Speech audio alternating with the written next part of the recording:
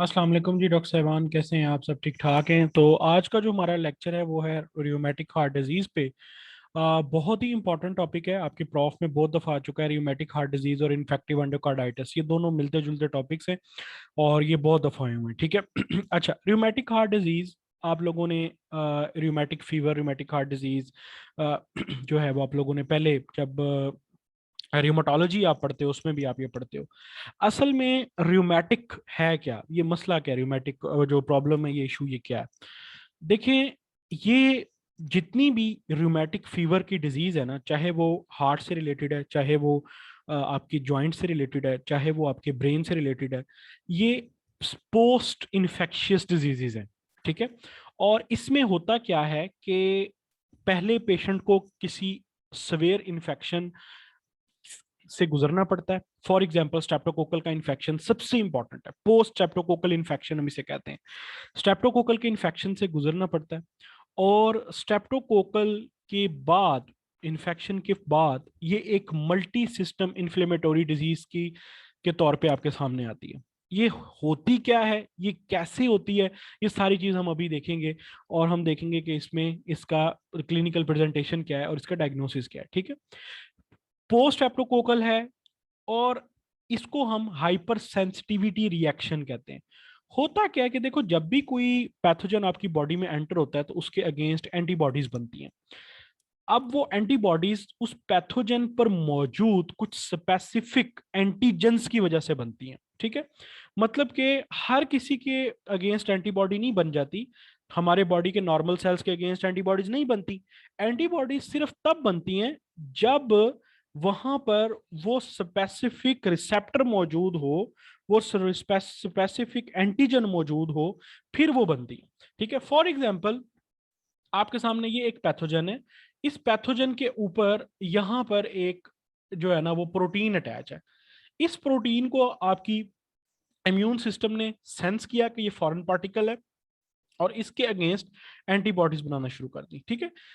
अब मसला ये है कि ये जो पैथोजेंस होते हैं, इन सब के ऊपर कुछ स्पेसिफिक प्रोटीन्स होती हैं, कुछ स्पेसिफिक सब्सटेंसेस होते हैं जिनको सेंस करके, जिनको डिटेक्ट करके हमारा जो इम्यून सिस्टम है वो समझता है कि लो जी कोई बाहर से कोई चीज आ गई है, और फिर वो उसके अगेंस्ट एंटीबॉडीज बनाता है, ठीक है।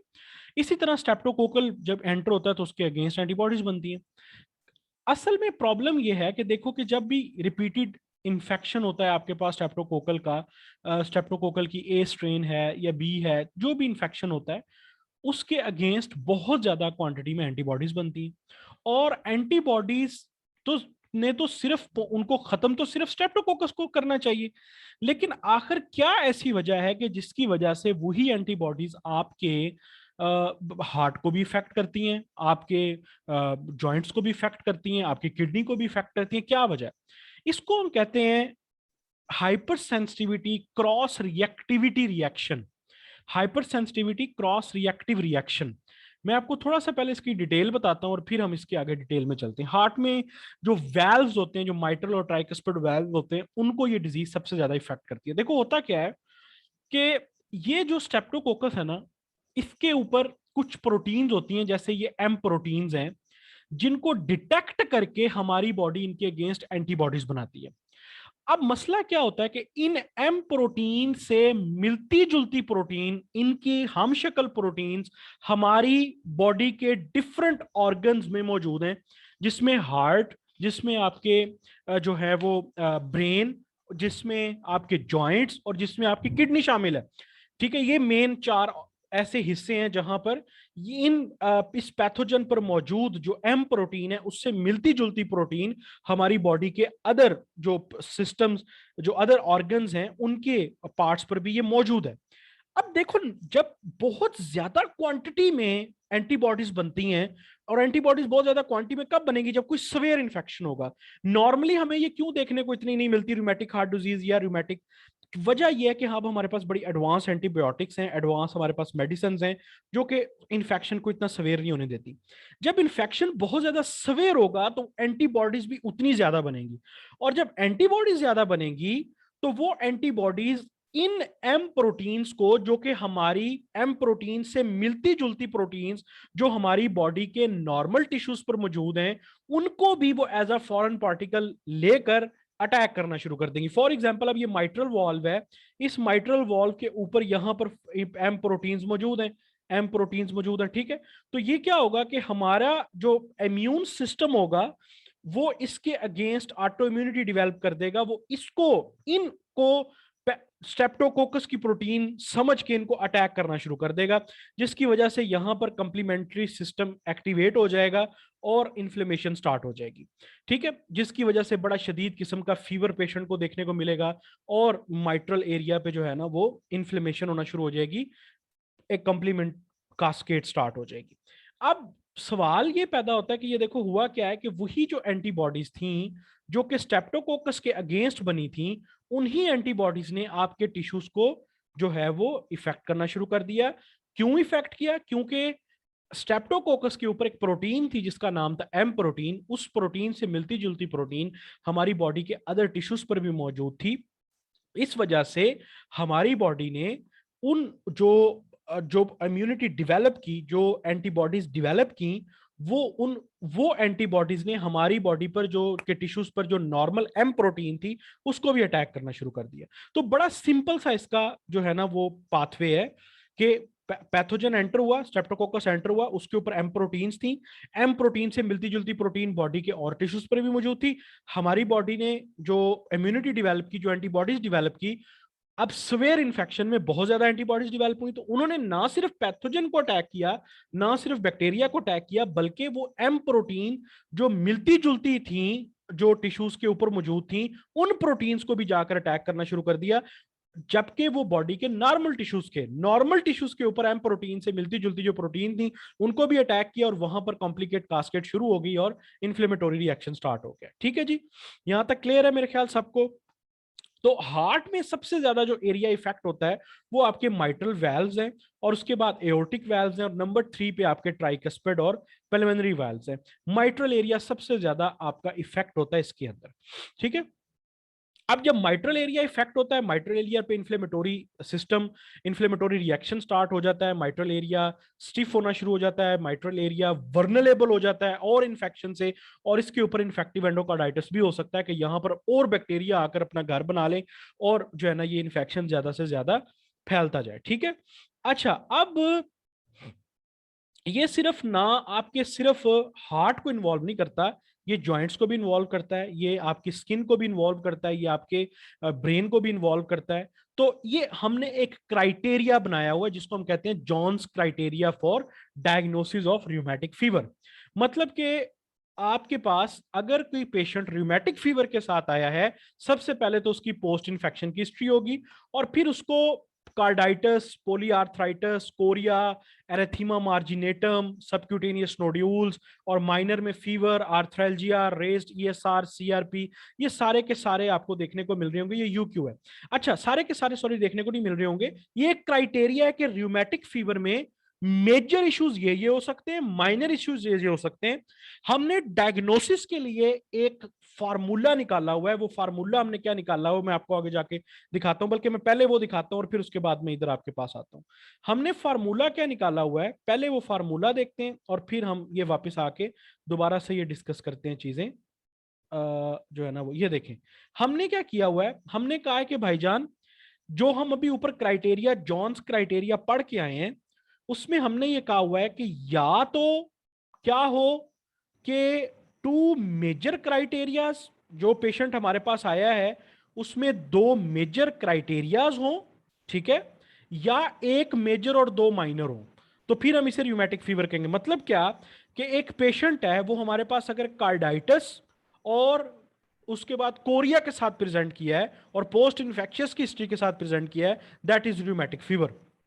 अगर एक पेशेंट हमारे पास सिर्फ कार्डाइटिस और साथ में वो इंक्रीज्ड ईएसआर, सीआरपी और फीवर के साथ प्रेजेंट किया है, तो इसको भी हम रूमेटिक हार्ट फीवर, यानी कि या तो एक मेजर और दो माइनर, या दो मेजर क्राइटेरियाज हो, तो फिर हम इसको कंसीडर करते हैं कि ये रूमेटिक हार्ट डिजीज है। लेकिन साथ में हम इंफेक्शन की हिस्ट्री को भी रखते हैं मद्देनजर।